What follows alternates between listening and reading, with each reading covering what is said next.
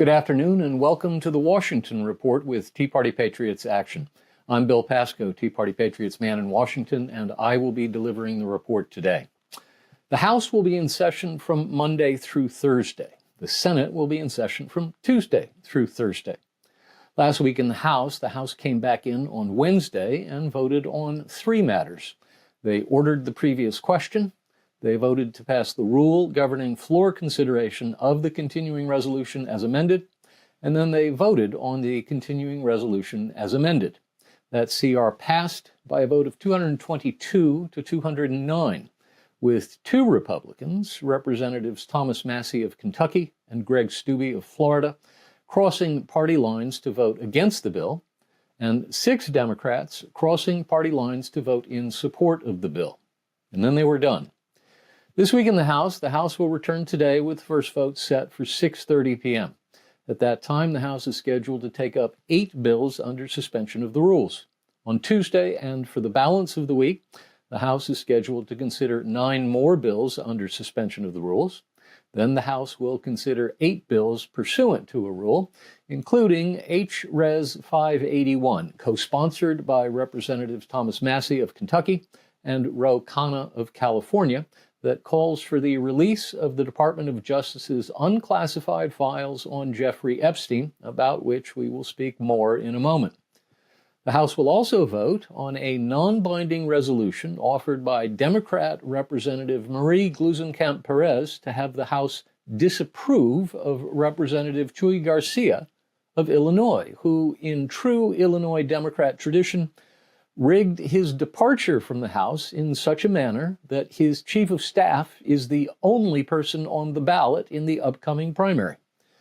The House will also vote on a measure that would strip out a provision of the just-passed legislative branch appropriations bill that was passed by the Senate as one of the 3 bills in the minibus appropriations package that was attached to the continuing resolution. Sometime during Senate consideration of the funding resolution, a provision was slipped into the bill at the direction of Majority Leader John Thune with the agreement of Minority Leader Chuck Schumer. The provision allows members of the United States Senate whose phone records have been accessed by the DOJ to sue the DOJ for damages. The measure does not allow for members of the House to do that, nor does it allow governors or mayors or members of state legislatures or any regular citizen to do that, just members of the United States Senate. And since it was recently revealed that 8 members of the United States Senate were the targets of just such attempts by Joe Biden's DOJ, it certainly looks as if somebody is trying to give them an opportunity to sue the government. But House members don't like the provision, and they don't like the fact that it was slipped in without notice even to the chairman of the House Appropriations Committee. They found it after the resolution passed the Senate, but before it was brought to the floor of the House. They could have insisted on a vote to strip it out of the Senate-passed version before they voted on final passage, but then that would have required the Senate to come back into session to pass the amended version of the CR. So the House members who were ticked off agreed to settle for a separate, standalone vote. Of course, that means there's no guarantee that the Senate even takes it up, let alone passes it. Last week in the Senate, you will recall, finally spent a weekend at their desks working to pass the continuing resolution to reopen the government. They got the deal worked out on Sunday and began voting. The Senate finally passed the continuing resolution as amended.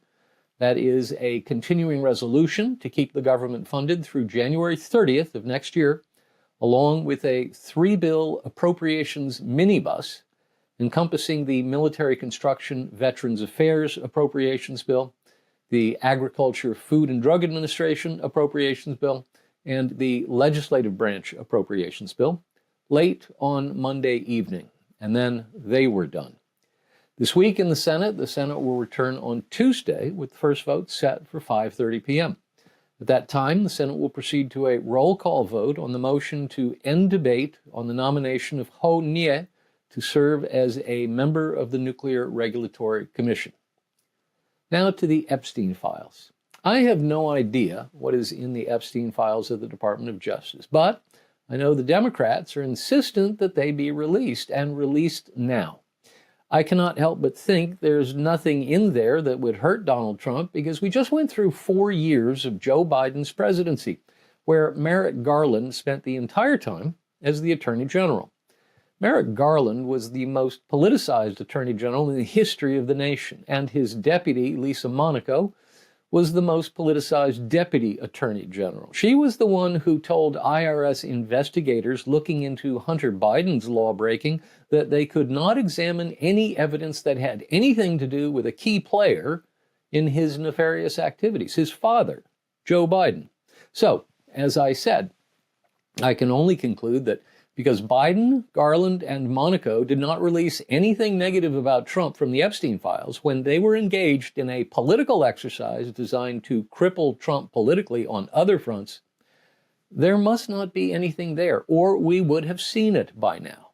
So, if there's nothing there, why is President Trump so adamant that nobody see the files? Could he be baiting the Democrats to load all their chips in the Epstein files basket just because he knows there's nothing there, just as he knew there was nothing there in the Russia collusion hoax? That is, could his insistence that the DOJ not release any of the files be a trick to lure the Democrats into making a big play, only to have him then relent and sign the resolution, release the files, and in doing so embarrass the Democrats when it's finally revealed that there's no there? I don't know. Your guess is as good as mine. When I say the White House is determined to keep these files secret, I'm basing that on some pretty significant evidence. For instance, we all know the story of the discharge petition on the Massey-Khanna resolution. A discharge petition is a way for a House majority to get around the Speaker's control of the House floor. Remember, the House is a majority-run institution, and that means that at any given point in time, 218 members can do just about anything they want to do. If 218 members of the House sign a petition to discharge a resolution from committee, they can bypass the Speaker and bring it to the floor of the House. The Massey-Khanna resolution got to 217 signatures, including the signatures of 4 House Republicans: Massey of Kentucky, Lauren Boebert of Colorado, Nancy Mace of South Carolina, and Marjorie Taylor Greene of Georgia, months ago. But they were stuck at 217, one short of the necessary majority. Many people suggested that Speaker Johnson kept the House in recess for 7 weeks so he could avoid swearing in Adelita Grijalva, who won a special election to replace her father in Arizona in late September, and was forced to wait almost 2 months to become a member of the body, just so Speaker Johnson could avoid having her add her name as the critical 218th signer. The Speaker denied it, but as soon as the deal to end the shutdown was cut last weekend, and everyone knew the House would have to come back to pass the amended continuing resolution, everyone began thinking about that 218th signature. Now, there's a bit in the House rules that's important here. You can add your name to a discharge petition, and you can remove your name from a discharge petition until such time as the discharge petition has 218 signatures on it. Once that happens, you cannot remove your signature. So, as the day approached when the House would be back in session and that 218th signature would be dangling, the White House effort to convince just 1 or 2 of the 4 House Republicans on the petition to remove their signature stepped up. The White House pressed Boebert and Mace. The president got on the phone to Mace, and they actually asked Boebert to go to the White House, where she met Attorney General Pam Bondi and FBI Director Kash Patel in the Situation Room. Neither of them backed off. And then the House came back into session, and Grijalva was sworn in, and she added her signature as the 218th on the discharge petition, and that was that. Tomorrow, the House will vote on the Massey-Khanna resolution to mandate that the DOJ release all the unclassified Epstein files. As of this writing, on Sunday evening, House Republicans are split, and the only question is, just how split are they? That is, how many House Republicans are going to join their 4 colleagues in voting for the resolution? The answer is, who knows? We'll find out tomorrow. The answer should be all of them, because any Republican who votes against the resolution, that is, who votes to keep the files sealed, is writing the campaign ad for his or her Democrat opponent in next year's critical midterm elections. And while the vast majority of House Republicans don't have to worry about their Democrat opponents in next year's critical midterm elections because they're in safely gerrymandered seats, this is the kind of issue that could rise above partisan politics and sweep out a whole bunch of incumbents everyone thought were safe. And it's the kind of issue that tends to stick around for any House Republican who might be thinking about one day running for another office, maybe senator, maybe governor. You can't gerrymander a state, so having the protection of a gerrymandered House district only works as long as you're content to continue running for that one protected seat. The fact that the smart move politically is for every Republican to vote for the bill is probably why Speaker Johnson tried to move the resolution by unanimous consent right before the House voted on the amended continuing resolution. That's right. Speaker Johnson attempted to let the air out of the balloon by having the House move the resolution by unanimous consent. But Democrats objected because they understand that they only have an issue if Republicans oppose them on the issue. Said Johnson to reporters, quote, "There's 2 questions you should ask every Democrat in the House and Senate. Why didn't you bring this up during the 4 years of the Biden administration? And secondly, if they're for transparency and they really want all this to be out and there's such an urgency, then why did they vote down the unanimous consent to pass the discharge petition?" End quote. I wrote that section last night around 8 p.m. About an hour later, President Trump dropped a bomb on it with a post to Truth Social in which he declared that, quote, "House Republicans should vote to release the Epstein files because we have nothing to hide and it's time to move on from this Democrat hoax perpetrated by the radical left lunatics in order to deflect from the great success of the Republican Party, including our recent victory on the Democrat shutdown," end quote. Well, that changes the calculus. With Trump's reversal, the vote should be unanimous. I won't understand the action of any Republican who votes against releasing the Epstein files. The question then becomes, what will happen in the Senate? And will Trump even require the Senate to vote? After all, he's in charge of the DOJ. He could order the Attorney General to release all the files that would have been ordered released if the measure had passed both House and Senate and been signed by him. There's no need to wait. So we'll keep our eye on that. Stay tuned. Now to a redistricting recap.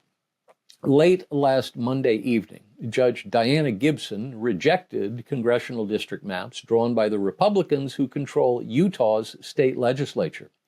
The judge opted instead for a map drawn by the League of Women Voters and Mormon Women for Ethical Government, the plaintiffs in a 4-year-old lawsuit at issue. The new map creates a new congressional district that favors a Democrat.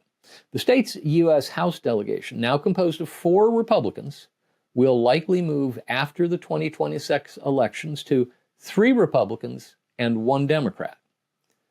On Tuesday, the president of the Kansas State Senate announced that Republicans would not try to redistrict the state to eliminate the delegation's 1 House Democrat and would instead wait until the regular session begins in January. On Thursday, the Department of Justice joined the lawsuit filed by a California Republican assemblyman alleging that the new congressional district map enacted by the passage of Prop 50 is an illegal and unconstitutional racial gerrymander. The Supreme Court not too long ago took the position that partisan gerrymanders are perfectly fine, but racial gerrymanders are illegal and unconstitutional. On Friday, Indiana state senators began receiving invitations to come to the White House this week for one-on-one meetings to discuss their failure to move on redistricting in a state where the GOP legislature could easily flip one Democrat seat and maybe even two if they really stretched. And that's our Washington report for this week. Until next week, be well and be active.